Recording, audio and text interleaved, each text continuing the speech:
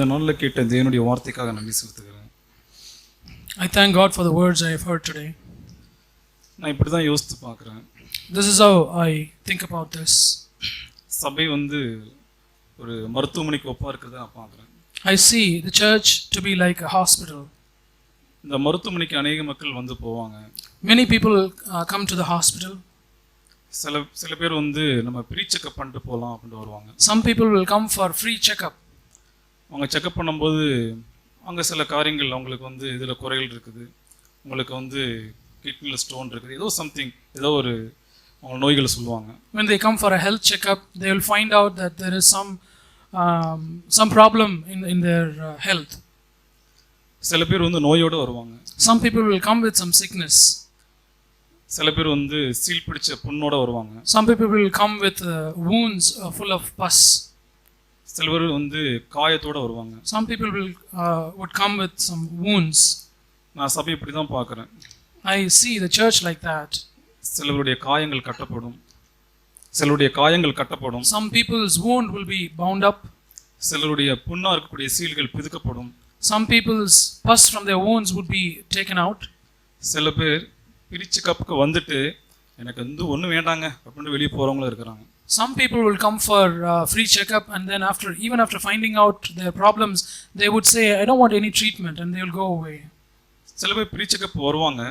Some people would come for free checkup. அவங்களுடைய நோய்கள் கண்டுபிடிச்ச உடனே after they found out there's some problem with their health, சீரியஸா எடுத்து they would take that seriously. அவங்களுடைய வாழ்க்கையில அந்த நோய் சரியாகணும்னு சொல்லி விரும்புவாங்க. They would want their sickness to be healed in their life.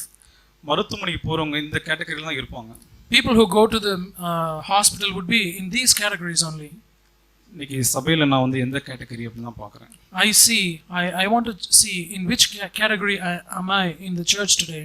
இப்போ இந்த ஒரு 6 நாட்கள்ல சிறு பிள்ளைங்களுக்கு children's meet நடக்குது. The past 6 days we had children's meet.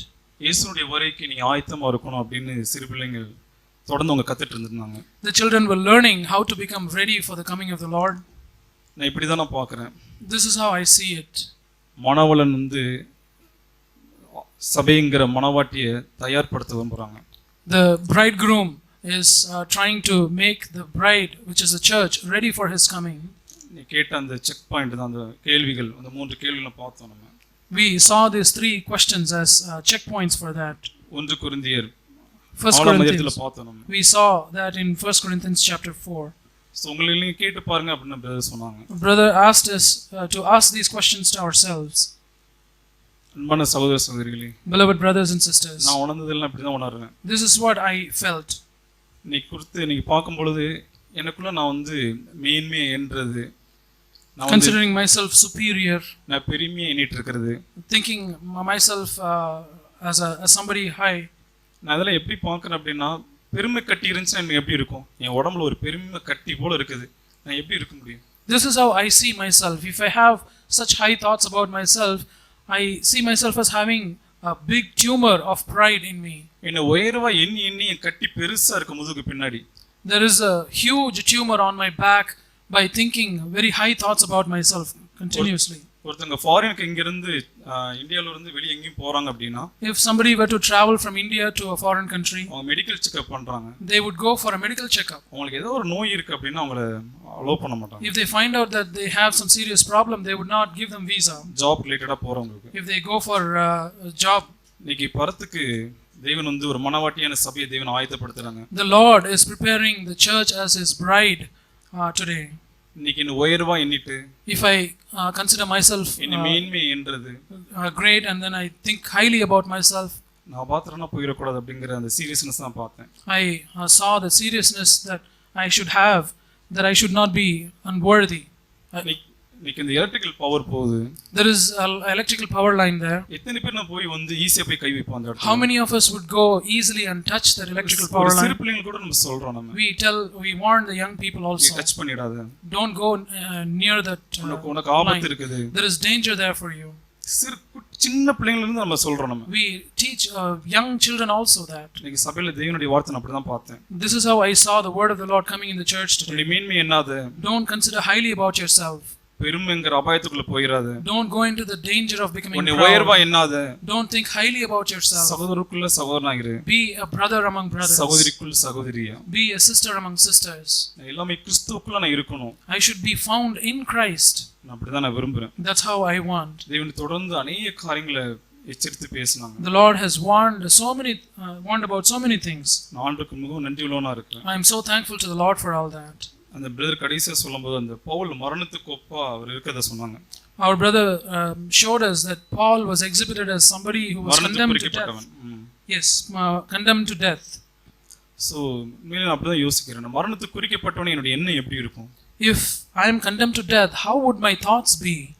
So இப்படிப்பட்ட எண்ணத்தோட இருக்கணும்னு நான் விரும்புறேன். I want to have such thoughts about myself. இன்னொரு காரியத்தை நான் அப்படி யோசிக்கிறேன். I think about another thing like this. வெளிப்படுத்தின விசேஷத்துல வந்து in the book of Revelation, அநேகருக்கு அந்த காரியங்கள் சம்பவம் தெரியும். எப்படின்னா many of us know this incident in this thing.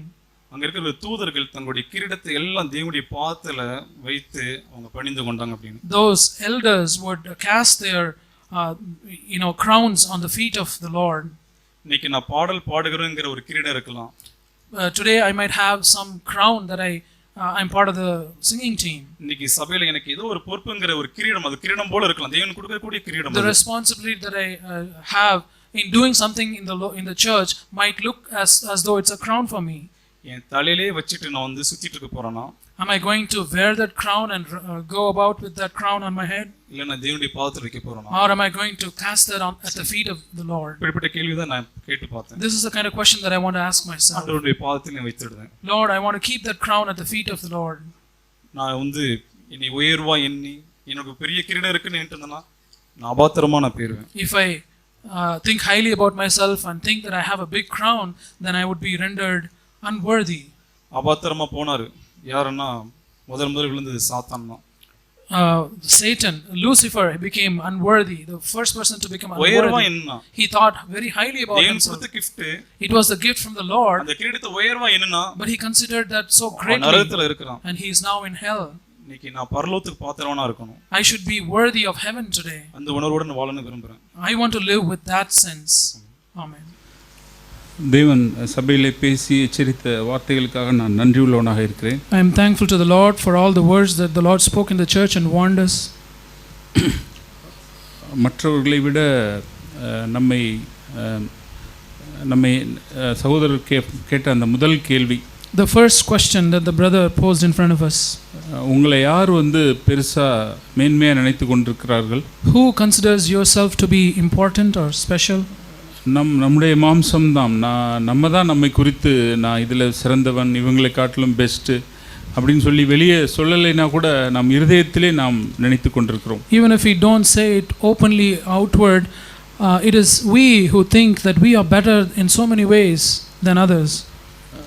நாம் நம்மை கொண்டு நம் முன்னாடி இருந்ததையும் இப்பையும் வைத்து அளந்து பார்த்தாலும் சரி, அல்லது மற்ற சகோதரிகளோடு நம்ம கம்பேர் பண்ணி பார்த்தா சாத்தான் நம்மை நம்முடைய பார்வைக்கு பெரிதாய் காட்டி வஞ்சித்து விடுவான்.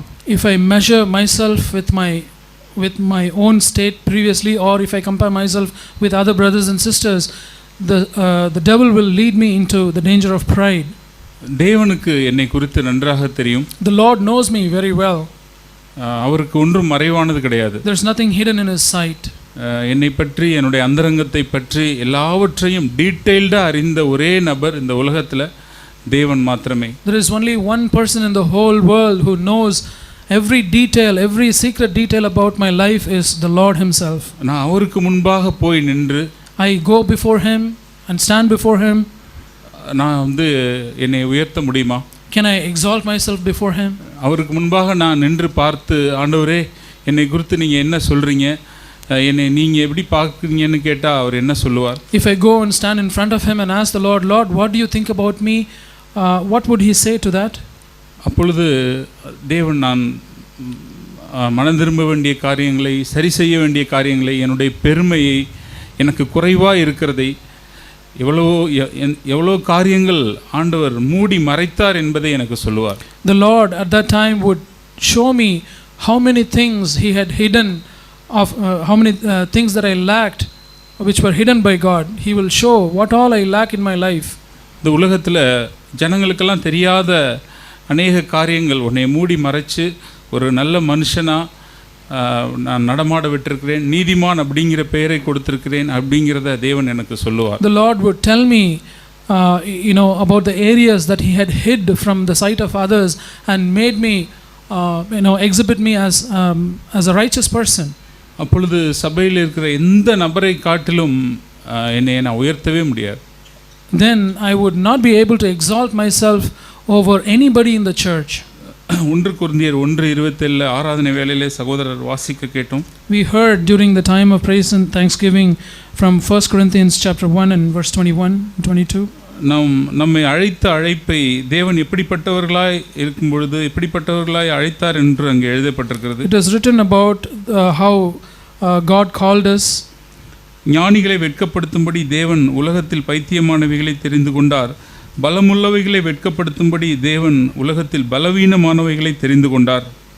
God has chosen the foolish things of the world to shame the wise, and God has chosen the weak things of the world to shame the things which are strong. அதெல்லாம் எழுதிட்டு 29 சொல்றார், மாம்சமான எவனும் தேவனுக்கு முன்பாக பெருமை பாராட்டாதபடிக்கு அப்படி செய்தார். And after saying all those things in verse 29 he says, so that no man may boast before God. 31 அவரே தேவனால் நமக்கு ஞானமும் நீதியும் பரிசுத்தமும் மீட்புமானார். In verse 31 we read, so that just as it is written, in English it's 30. ஆம் சகோதர சகோதரிகளே, நம்ம பெற்றுக்கொண்டது எல்லாம் நமக்கு இருக்கிற gift மற்ற காரியங்கள் எல்லாமே தேவன் கொடுத்தது. In verse 30 we read that he became to us wisdom from God and righteousness and sanctification and redemption. Yes beloved, all that we have is received from God. ஏதோ நான் செய்துட்டேன், இதை நான் பெட்டரா செய்கிறேன், அல்லது இதை நான் அவர்களை விட நேர்த்தியாய் செய்து விடுவேன், இப்படிப்பட்ட எண்ணங்கள் இருதயத்தில் எழும்பும் போதெல்லாம் தேவன் ஆண்டவர் கொடுக்கிற அந்த காரியத்தை அதை நான் செய்வதா எண்ணிக்கொள்வதற்கு தான் சமம். If I think that I am doing something better than that person, doing in a better way than this person, whenever such thoughts arise in my mind, then I think that I'm better in God's sight. சகோதரன் சொன்னது போல அந்த மரத்தில் இருக்கிற கிளை நானா தான் இவ்வளவு நாளா கனி கொடுத்துக்கிட்டு இருக்கேன் அப்படின்னு எண்ணினால் அது எவ்வளவு மதீனமாக இருக்கும். As our brother said, how foolish it would be for that branch to say that I myself have been bearing fruit these so long. ஒருவேளை இந்த நாளில் நமக்கு அப்படிப்பட்ட ஒரு எண்ணம் இருக்குமானால் நமக்கு இருக்கிற அபாயத்தை யோவான் 15:2 நாம் வாசிக்கிறோம். If we have such thought, we read about the danger we will have in John chapter 15. 15:2 John chapter 15 and verse 2. என்னில் கனி கொடாதிருக்கிற கொடி எதுவோ அதை அவர் அறுத்து போடுகிறார், கனி கொடுக்கிற கொடி எதுவோ அது அதிக கனிகளை கொடுக்கும்படி அதை சுத்தம் பண்ணுகிறார். Every branch in me that does not bear fruit he takes away, and every branch that bears fruit he prunes it so that it may bear much fruit, more fruit. இங்கே 2 கொடிகள் இருக்கிறது. Here we see of 2 branches. ஒரு கொடி கனி கொடுக்கல. One branch is not bearing fruit. நான் இப்படி தான் சகோதரன் சொன்னதை வைத்து சிந்தித்து பார்க்கிறேன். அது நினச்சிருக்கோம், நான் தான் இவ்வளோ நாளாக கனி கொடுத்துக்கிட்டே இருக்கிறேன் அப்படின்னு நினைத்து அந்த மெயின் பிரான்ச்சை டிபெண்ட் பண்ணாமல் வாழ பழகி இருக்கும். In one of the 2 branches was without any fruit. In light of what we heard from our brother, this is what I think. That branch would have thought, I am the one who bears fruit. ஆனால் இன்னொரு branch, ஐயோ இதில் வருகிற கனிகள் எல்லாம் இந்த செடியிலிருந்து ஒரு திராட்சை செடி அந்த மெயின் பிரான்ச்சிலேருந்து தான் எனக்கு அந்த சாரம் கிடைக்கிறது, அதனால் நான் அதை பற்றி கொண்டு இருக்கணும், அதை சார்ந்து வாழணுங்கிற உணர்வோடு கூட எப்பொழுதும் இருந்திருக்கும். But the other branch had the realization and the sense that this sap is what is causing me to bear fruit, and that's why it wanted to remain on the tree. எனவே அந்த மனத்தாழ்மையாக இருக்கிற அந்த கனியை தேவன் அதிக கனிகளை கொடுக்கத்தக்கதாக சுத்தம் பண்ணுகிறார். So the Lord prunes the humble branch so that it would bear more fruit. 5வது வசனத்தினுடைய கடைசி லைனில் இப்படியா எழுதப்பட்டிருக்கிறது. யோவான் 15:5 என்னை இல்லாமல் உங்களால் ஒன்றும் செய்யக்கூடாது. In the second part of verse 5 in John chapter 15 it's written, he bears much fruit, for apart from me you can do nothing.